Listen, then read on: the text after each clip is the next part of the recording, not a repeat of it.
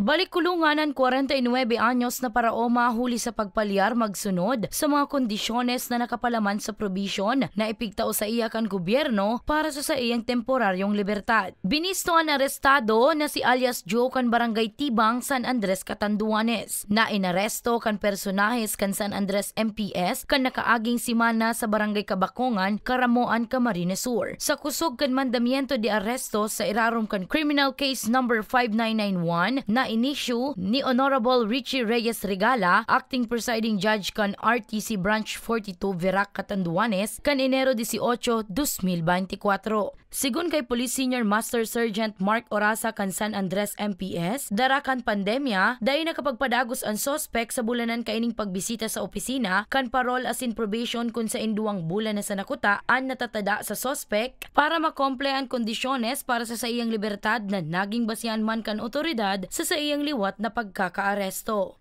Ang kaso na po, ma'am, order, kaso kapag sa korte, pag-hearing, na-found out na naman sa siya, accessories.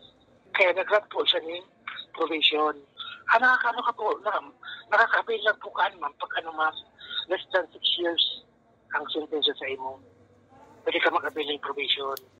Taong 2015 kan mahatulan kan korte ang sospek huli sa kasong murder. Alagad na tawanin pagkakataon na makapag-probisyon, makaliis na makomple ang mga kinakaipuhan na rekisitos. Sa presente, nasa kustodiya pa kan San Andres MPS ang akusado para sa magkakanigong disposyon asin pagserbihan ang sa iyang sentensya. Para sa mga baretang tatak Bicol, Danica Garcia.